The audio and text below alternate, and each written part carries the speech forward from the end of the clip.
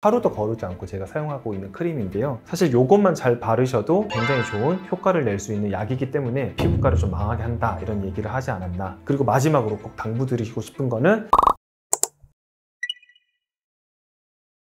이거 실제로 제가 지금 매일매일 쓰고 있는 크림 가지고 왔어요. 하루도 거르지 않고 제가 사용하고 있는 크림인데요. 요거에 대해서 오늘 말씀드리도록 하겠습니다. 스티바에는 이게 그 성분 자체가 트레티노인이라고 하는 성분인데요. 근데 요거는 약간 광과민성 성질이 좀 있어서 이거를 바른 다음에 햇빛을 보면 안 돼요. 그래서 밤에만 바르셔야 돼요. 그리고 이 약 자체가 또 부작용이 있을 수 있는 전문 의약품이기 때문에 여러분들 피부에 맞게 꼭 바르셔야 되고, 내가 맞지 않으면 절대 발라서는 안 될 아주 좀 위험할 수도 있는, 독이 될 수도 있는 약이기 때문에 일단 그거를 먼저 제가 설명을 드리고, 밤에만 바르셔야 되고, 소량을 저 같은 경우는 그 수분크림 있죠, 수분크림이나 재생크림 같은 걸로 조금 소량을 섞어 가지고 얼굴 전체에 이제 펴 바르고 있습니다. 우리가 일반적으로 이제 바르는 화장품 그리고 여러 가지 약들이 있잖아요. 근데 이런 약들은 우리가 피부를 이렇게 살펴보면은 표피가 있고 이렇게 진피가 있는데, 표피에서 진피로 넘어가는 이런 것들을 막아주는 이런 기저막이라고 하는 게 있습니다. 그래서 이 기저막에 화장품을 발라줘도 진피, 우리가 진짜 피부로 넘어가지를 못하는 거죠. 진피의 영양분이 잘 공급이 돼야 되는 게 사실이거든요. 근데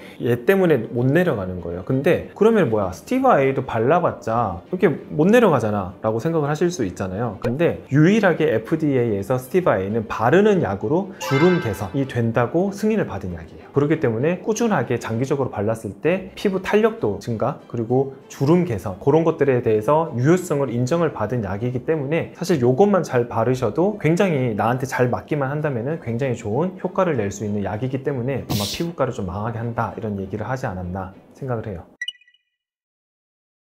피부는요, 결국은 우리가 기저막에서 쫑쫑쫑 재생이 피부가 되면서 결국은 최상단층인 각질층으로 다 올라갔다가 이게 탈락이 됩니다. 이거를 1년의 턴오버라고 해요. 피부가 재생됐다가 쭉 올라가서 탈락되고, 재생됐다가 쭉 올라가서 탈락되고. 그러면은 자, 저희가 생각을 한번 해봐야 되는 게, 우리가 만약에 새로운 피부들을 재생시키는 공장이 있다고 해볼게요. 그 공장이 빠르게 가동을 하면 새로운 피부들이 많이 만들어지니까 좋은 거잖아요. 저는 이제 컨베이어 벨트로 이제 환자분들께 설명을 많이 드리는데, 우리가 컨베이어 벨트에서 쭉 이제 물건들이 막 내려오는데 그거를 이제 하나하나씩 저희가 잡아가지고 새로운 피부를 재생시킨다고 생각을 할게요. 그리고 이제 물건을 처음에는 이제 요 정도 속도로 이제 제가 잡아가지고 재생을 시켜요. 근데 컨베이어 벨트 속도를 조금 20% 정도 빠르게 했어요. 그러면 요 정도 속도로 제가 피부를 재생시키겠죠? 근데 조금 더 빠르게 50% 정도 빠르게 했어요. 그러면 이 정도 속도로 이제 피부를 재생시키겠죠? 이 역할을 하는 게 바로 스티바 A예요. 그래서 새로운 피부들을 재생시켜주는 그런 일련의 과정들, 턴오버를 좀 빠르게 해주니까 밑에서는 새로운 피부들이 재생이 되는 속도가 빨라지다 보니까 피부 주름이 개선이 되는 거죠. 여드름이 좀 개선되는 효과가 있고요, 그리고 주름이 개선되는 효과예요. 이 두 가지가 가장 큰 효과입니다. 실제로도 여기에 보면은 나와 있어요. 가장 큰 효과가 그 두 가지다 이렇게 나와 있어요. 우리가 여드름이 생기는 원인을 한번 봐야 되는데, 결국은 이제 여드름은 피지 분비가 막히면서 거기에 염증 반응이 생기면서 여드름이 생기는 거예요. 근데 얘네들은 제가 아까 턴오버를 좀 빠르게 만들어 준다고 했잖아요. 그러니까 각질이 좀 더 빨리 탈락이 되는 그런 턴오버가 빨라지면서 피지 자체가 원활하게 소통이 되는 거죠. 쉽게 설명드리면 이제 물이 이제 흘러가는 그런 물이 있다고 할게요. 근데 그 흘러가는 통로를 좀 청소를 잘 해주거나 아니면 그 통로들을 면적을 좀 넓게 해줘서 물이 좀 순환이 좀 잘 되도록 해주는 그런 약이라고 생각을 하시면 돼요. 그리고 이제 아까도 말씀드린 컨베이어 벨트 잠깐 설명드렸잖아요. 열심히 이렇게 재생을 시키다 보면은 훨씬 더 새로운 피부들이 재생되는 속도가 빠르다 보니까, 탈락되는 속도 그리고 재생되는 속도가 빠르다 보니까 당연히 주름이 개선될 수밖에 없는 거죠. 모공에도 좀 도움이 돼요. 왜냐하면 피지 분비가 좀 억제가 되다 보니까 모공이 좀 좁아지는 효과도 있어요. 그래서 제가 모공편에서도 스티바 A를 말씀드렸어요. 스티바 A는요, 정말 근데 잘 쓰셔야 돼요. 내가 근데 써보지 않으면 내가 이 친구랑 궁합이 맞는지 안 맞는지 알 수가 없어요.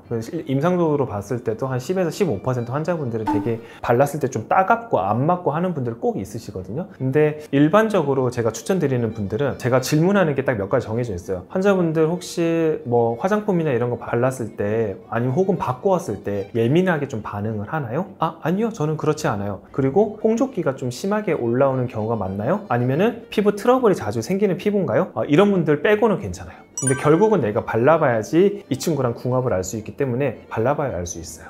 피부 염증이 있으면요, 어쨌든 내가 컨베이어 벨트에서 예를 들면 일을 한다고 할게요. 일을 할 건데 만약에 잠을 재우지도 않고 되게 피곤해요. 제가 너무 힘들어 죽겠는데 일 시켜요. 어떨 것 같아요? 너무 짜증나겠죠. 똑같다고 생각을 하시면 돼요. 피부염이 있고 내가 지루 피부염이 있건 아토피 피부염이 있건 기타 습진이 있건 여러 가지 피부 질환이 있을 때는요, 내 피부가 번아웃된 상태, 완전히 기진맥진한 그런 상태. 그렇기 때문에 이 친구들한테 피부 재생하라고 일 시키면은 더 반발심이 커집니다. 더 염증이 심해지고 피부염이 더 심해지기 때문에 빨갛게 올라오거나 각질도 막 일어나서 잘 탈락도 되지도 않고 재생이 좀 오히려 더 더디게 되고 그런 증상이 생길 수가 있어요. 그렇기 때문에 그런 피부염이 있는 환자분들은 정말 꼭 피하셔야 돼요.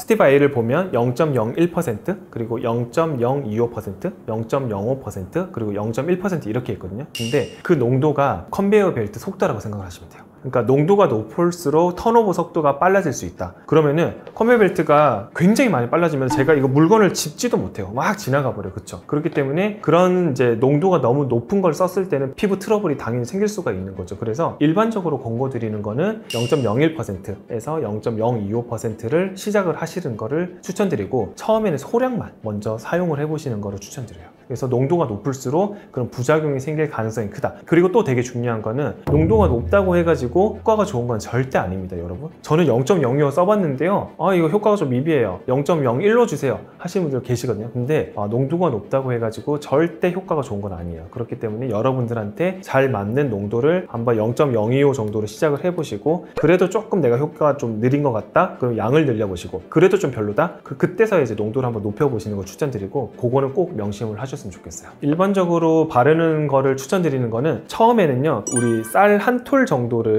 일반적인 우리 얼굴에 바르는 로션 정도 양에다가 섞어가지고 바르는 걸 추천드려요. 근데 내가 그거를 한 일주일 정도 발라봤어. 근데 괜찮아. 그러면은 쌀 2톨 정도를 넣는 거예요, 여기다가.